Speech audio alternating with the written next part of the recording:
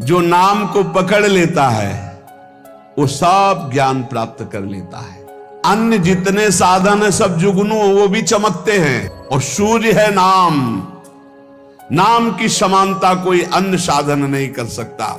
ऐसे तर जाओगे तुम्हें समझ भी नहीं पड़ेगा, सुख पूर्वक संसार से तर जाओगे, भव सिंधु से पार हो जाओगे बिना प्रयास के, सुख पूर्वक यदि नाम जप करोगे।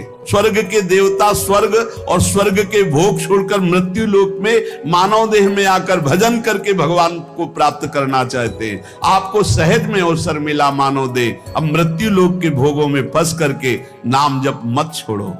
और जब तुम नाम जप करोगे तो सारी विभूतियां आप पर कृपा करेंगी। श्री भगवान कह रहे हैं मेरी जिससे प्राप्ति होती है वो शुद्ध पूर्णात्मा होता है। शुद्ध पुण्यात्मा कौन होता है? जिसके मुख में मेरा नाम होता है। तो जो उपासक भगवान में डूबा हुआ है वो महामधुर रस विशद आनंद विभिन्न विभूतियों का कृपा पात्र बन जाता है। नाम जप की रुचि और बढ़े, इसीलिए भगवान का नाम एक नौका है। जो भगवान का नाम जपता रहता है मानो सुदृढ़ नौका में बैठा हुआ है। बिल्कुल चिंता मत करो, आप नाम जप करो, निश्चित आपको भगवत प्राप्ति हो जाएगी। श्री तुकाराम जी कहते भव सिंधु के पार ले जाने वाली सुदृढ़ नौका नाम है। बस बैठ गए नाम में तो अब किसी की मत सुनो, ये आपको पार कर देगी। और तो और की बात रे, गोस्वामी जी कह रहे नाम लेते भव सिंधु सूख जाएगा, है ही नहीं जहां पार होना हो। खूब नाम जप, ये देखो बड़े बड़े महापुरुषों की बातें हम इसलिए खोज खोज कर आपको सुनाते हैं, आपका दृढ़ विश्वास हो जाए। नाम एक सुदृढ़ नौका है, जो खूब नाम जप करता है वो सुदृढ़ नौका में बैठा हुआ भव समुद्र पार हो रहा है। बिल्कुल किसी की बात मत सुनो। बड़े बड़े सिद्ध महापुरुषों के जीवन चरित्रों को पढ़ के देख लो, केवल भगवान नाम से ही सिद्ध हुए हैं। जितने भी उच्च कोटि के महापुरुष हुए, तुकाराम जी सदैव भगवान के धाम को गए। जितने भी महापुरुष हुए आप उनके चरित्रों को पढ़ के देखो, आपको नाम मिलेगा। नाम जीवन में नाम जितना उतने ही वो महापुरुष हुए।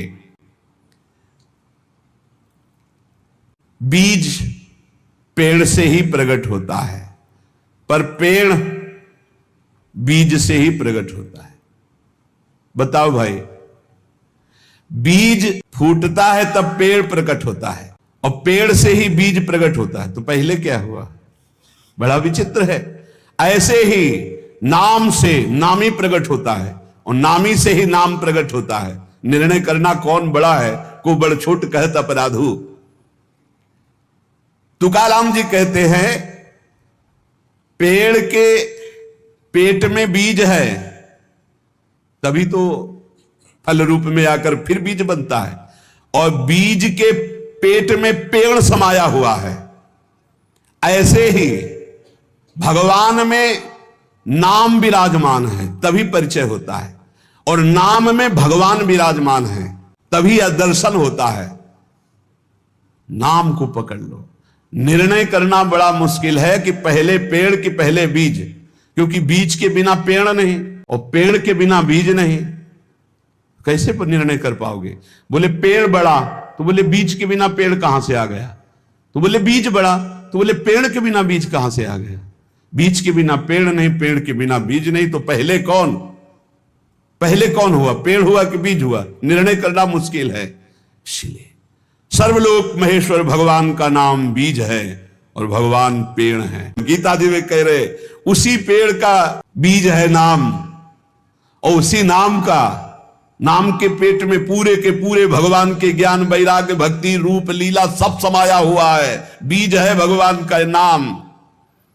श्री तुकाराम जी कह रहे हैं पंडित हो या बालक हो, मूर्ख हो या विद्वान हो, जो नाम को पकड़ लेता है वो सब ज्ञान प्राप्त कर लेता है।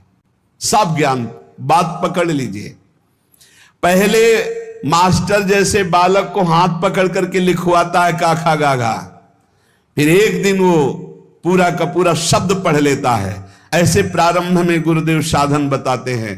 बहुत ही कड़वा लगता है, लेकिन जब वो तो सब ज्ञान उसके अंदर जागृत हो जाता है, सब वैराग्य भक्ति सब अंदर जागृत हो जाता है। क्या जुगनू कभी सूर्य की तेज की समानता कर सकती है? अन्य जितने साधन है सब जुगनू वो भी चमकते हैं, और सूर्य है नाम, नाम की समानता कोई अन्य साधन नहीं कर सकता। इसलिए सूर्य स्वरूप भगवान के नाम का निरंतर गाय, अन्य साधनों की तरफ दृष्टि मत दो।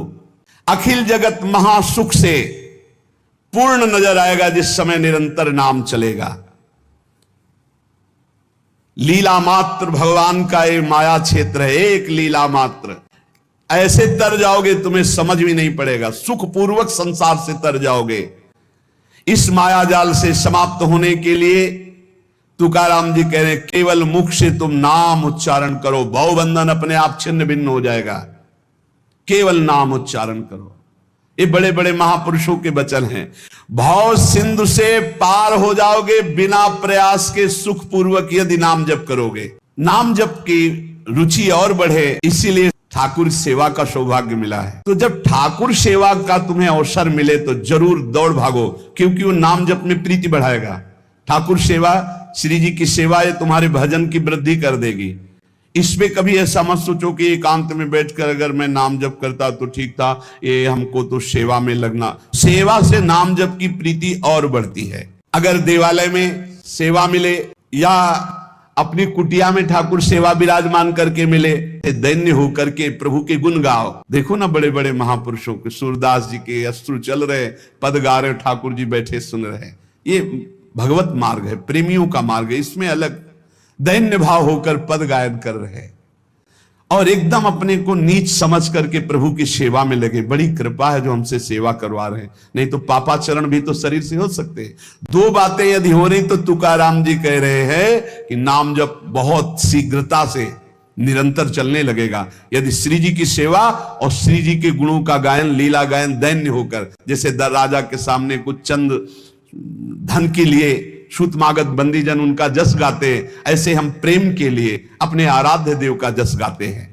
तुकाराम जी कह रहे स्वर्ग के देवता इच्छा करते कि कभी भगवान हम पर कृपा करें, हमें मृत्यु लोक में मानव दे दे जिससे मैं भजन करके भगवान को प्राप्त करूं। और तुम मृत्यु लोक के भोगों में भगवान के भजन को छोड़ रहे हो। स्वर्ग के देवता स्वर्ग और स्वर्ग के भोग छोड़कर मृत्यु लोक में मानव देह में आकर भजन करके भगवान को प्राप्त करना चाहते हैं। आपको सहज में अवसर मिला मानव देह, अब मृत्यु लोक के भोगों में बस करके नाम जप मत छोड़ो।